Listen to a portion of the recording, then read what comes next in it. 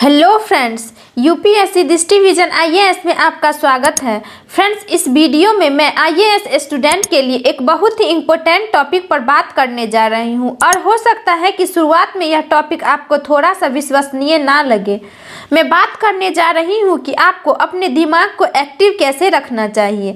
सवाल ये है कि अगर आप कॉम्पिटिटिव एग्जामिनेशन की तैयारी कर, स्पेशली सिविल सर्विस जैसे टफ एग्जाम की तैयारी कर रहे हैं तो आपके पास कौन सा हथियार होगा। तो देखिए, सिंपल सी बात है फ्रेंड्स, और वह है आपका मस्तिष्क। इसी बात को लेकर के मेरा एक और वीडियो है, यूपीएससी आप में कौन सा गुण ढूंढता है, तो आप उस वीडियो को भी जरूर देखें।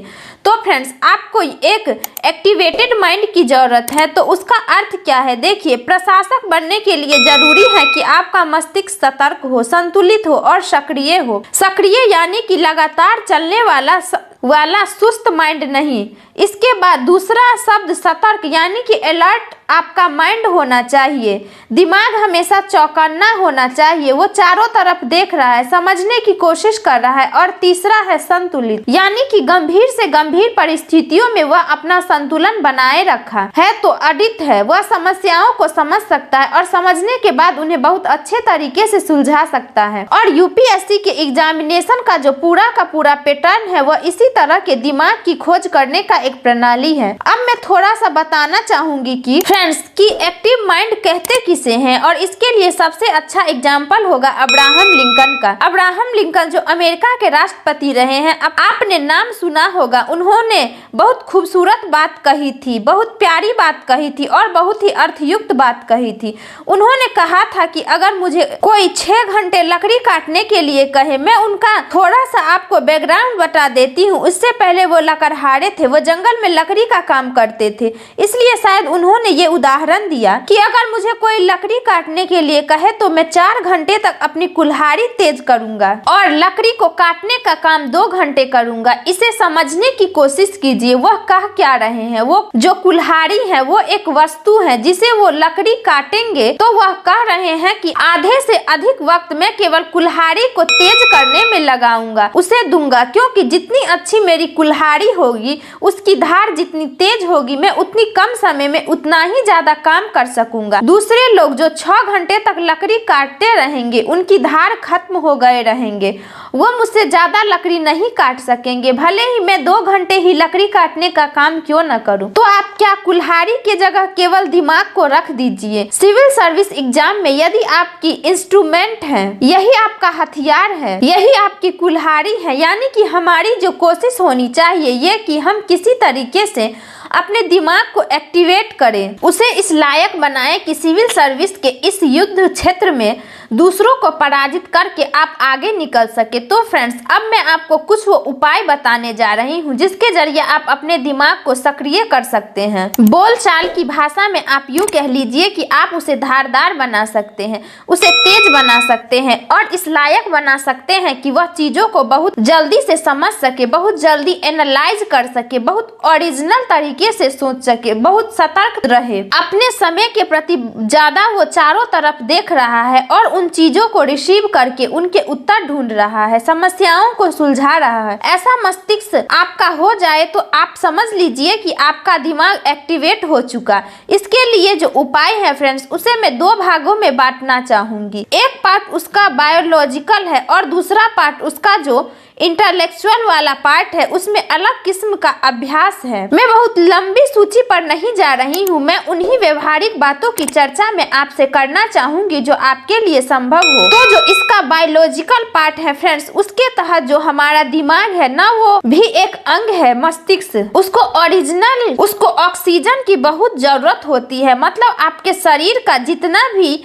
ज्यादा वजन हो, आप कैलकुलेट करके देखें तो जो दिमाग का वजन है 1300-1400 ग्राम के करीब होता है, और हम जितने ज्यादा ऑक्सीजन लेते हैं उसका 20% केवल ये दिमाग ग्रहण करता है। सोच करके देखिए, वजन कुल मिला करके मान लीजिए कि किसी का 50 किलो है, तो 1.5 किलो का ये दिमाग है और वो 20% ऑक्सीजन लेता है। इसका मतलब है कि दिमाग को ऑक्सीजन की बहुत ज्यादा जरूरत होती है। तो हमारी कोशिश होनी चाहिए कि हम कैसे अपने दिमाग तक ज्यादा से ज्यादा ऑक्सीजन पहुंचा सके। तो आप देखिए कि प्रकृति जैसी भी है, जो भी आपके आदतें हैं वो तो आपकी जगह है, लेकिन कुछ आदतें अगर आप चाहे तो डाल सकते हैं। मॉर्निंग वॉक एक ऑक्सीजन के लिए कहा जाता है। सुबह सुबह अगर आप कर सकते हैं तो एक बेहतर माध्यम होता है। दूसरा ये है कि प्राणायाम भी एक अच्छा माध्यम है। प्राणायाम के समय आप थोड़े समय में आप ऑक्सीजन आप अपनी बॉडी सेल्स को पहुंचाते हैं, और फिर जो ऑक्सीजन है वो सिर्फ दिमाग तक ही नहीं पहुंचता है, आपके शरीर के जितने भी सेल्स हैं उन्हें भी ऑक्सीजन मिलती है और उससे भी आपको बहुत अधिक मदद मिलती है। जहां तक प्राणायाम का संबंध है फ्रेंड्स, आप किसी से पूछ सकते हैं।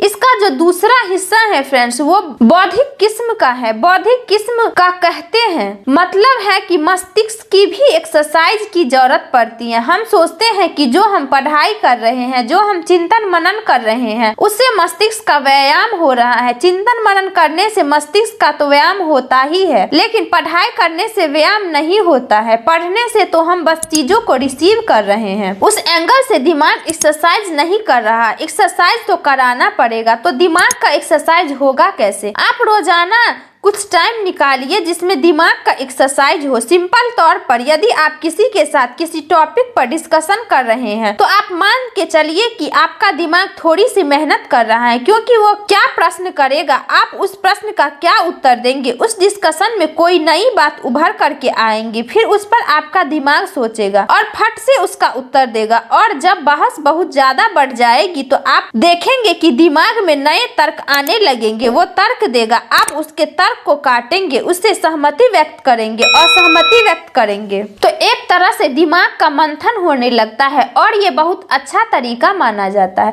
दिमाग को एक्सरसाइज कराने का, दिमाग के अभ्यास कराने में जो दूसरा तरीका हो सकता है, बहुत लोग पजल सॉल्व करते हैं। पजल सॉल्व करने में आप देखिए कि दिमाग को कितना सोचना पड़ता है।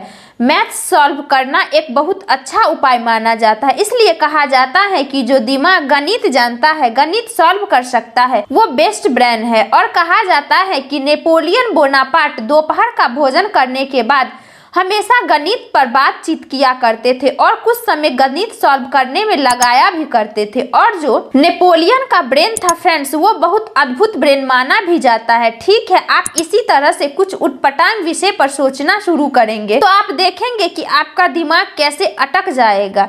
जो रूटीन के सब्जेक्ट हैं उन पर मैं आपको बोलने के लिए नहीं कहूंगी, क्योंकि उन पे मैं अगर बोलने के लिए कहूंगी तो आप फट से बोल देंगे। लेकिन बिल्कुल उटपटांग विषय के बारे में मैं अगर आपको कहूं, जैसे कि मैं आपके कहूं कि मछली आकाश में उड़ने लगे, इस पर आप 5 मिनट बोलिए, तब देखिए कि दिमाग बिल्कुल अटक जाएगा, क्योंकि मछली आकाश में उड़े इसके बारे में हमने कभी सोचा ही नहीं है। तो आप जब नए तरीके से सोचना शुरू करेंगे तो आपका दिमाग एक्टिव होना शुरू होगा। वो इधर उधर भागेगा, दौड़ेगा और आपके लिए चीजें लेकर आएगा। और इस भाग दौड़ को ही कहा जाता है दिमाग का कसरत करना। इसी तरह ही फ्रेंड्स कि आप किसी भी सब्जेक्ट पर चुपचाप बैठ करके विचार करने लगिए। रीडिंग हैबिट होनी चाहिए। एक बात मैं और कहना चाहूंगी, इसे आप मेंटल एक्सरसाइज के तहत ले लें। कोशिश कीजिए कि डेली कुछ समय शारीरिक व्यायाम के लिए निकालें। जब आप फिजिकल एक्सरसाइज करते हैं तो आपकी जो ग्लैंड्स होते हैं वो सक्रिय होते हैं और उससे फील गुड जैसे आप कह लीजिए कि रसायन निकलते हैं, जो आपको बहुत अच्छा फील कराता है, आपके सेल्स में पहुंच करके उन्हें एक्टिव करता है और आपके दिमाग में उत्साह का संचार करता है। तो ये कुछ ऐसी चीजें हैं जो आपको फिजिकली भी फिट रखने में मदद करती हैं और साथ ही साथ आपके दिमाग, जिसे मैंने कुल्हाड़ी कहा, उसे भी धारदार बनाने में सहयोग करते हैं। और मुझे लगता है फ्रेंड्स, आप कुछ समय तक इस अभ्यास को कर सके तो निश्चित जानिएगा कि अभी जो भी आपके दिमाग की स्थिति है उससे आप बहुत ही बेहतर स्थिति में अपने दिमाग को पाएंगे। तो फ्रेंड्स, मेरा यह वीडियो अगर आपको अच्छा लगा हो तो वीडियो को लाइक करें, चैनल को सब्सक्राइब करें और बेल आइकन हिट कर दे। तो मिलते हैं अगले वीडियो में, तब तक के लिए गुड बाय, जय हिंद।